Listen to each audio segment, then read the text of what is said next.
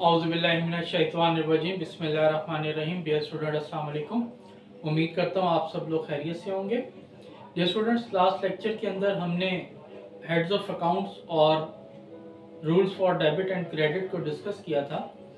आज के लेक्चर में हम जर्नल एंट्री को तैयार करना, जर्नल एंट्री को बनाना सीखेंगे कि जर्नल एंट्री को किस तरीके से पास किया जाता है।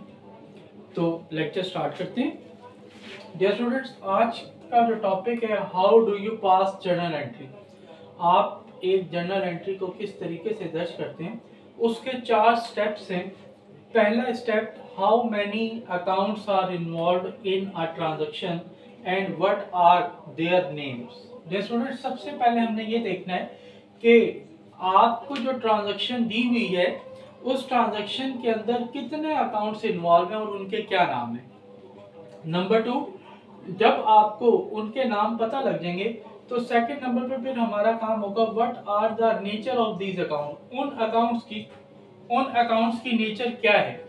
क्या वो एसेट से ताल्लुक रखते हैं, क्या वो लायबिलिटी से ताल्लुक रखते हैं, एक्सपेंसेस से ताल्लुक रखते हैं, इनकम से ताल्लुक रखते हैं, या आपकी ऑनर्स इक्विटी से ताल्लुक रखते हैं। तीसरे नंबर पे हमने देखना what are the condition of account. उन अकाउंट्स की कंडीशन कैसी है, यानी कि किस अकाउंट में इजाफा हो रहा है, किस अकाउंट में कमी हो रही है। और उसके बाद हमने फिर application of rule for debit and credit apply करना है। तो इसका स्पेसिमेन कैसे बनेगा। सबसे पहले name of company, analysis of transaction और फॉर द मंथ ऑफ, आगे जो भी आपको डेट गिवन है वो लिख देंगे। पहला जो कॉलम बनेगा वो बनेगा सीरियल नंबर, डेट या ट्रांजैक्शन नंबर, उसके बाद नेम ऑफ अकाउंट्स, फिर nature of accounts, condition of accounts, debit and credit, और फिर अमाउंट जो कि रुपीस या डॉलर में दी जाएगी। डियर स्टूडेंट्स, ये हमारा जो है वो स्पेसिमेन होगा। हम एग्जांपल लेते हैं। मिसाल के तौर पर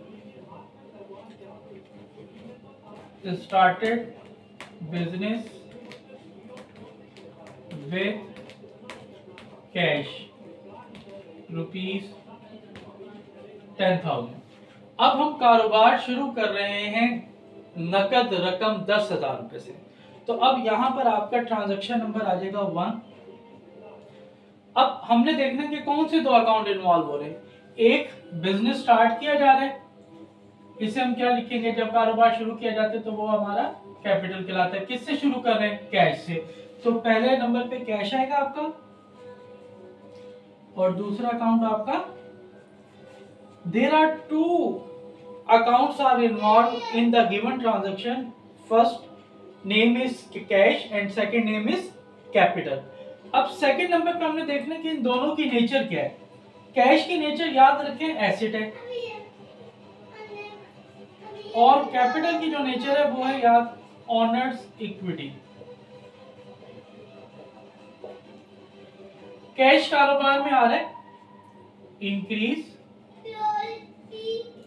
बिजनेस की ऑनर्स इक्विटी में इजाफा हुआ, पर्सनल इन्वेस्टमेंट बिजनेस इन्वेस्टमेंट में कन्वर्ट हुई, तो ये भी क्या होगी, इंक्रीज। अब एसेट में इजाफा रूल के मुताबिक डेबिट होगा, और ऑनर्स इक्विटी में इजाफा रूल के मुताबिक क्रेडिट होगा। कैश बिजनेस के अंदर 10,000 आया, और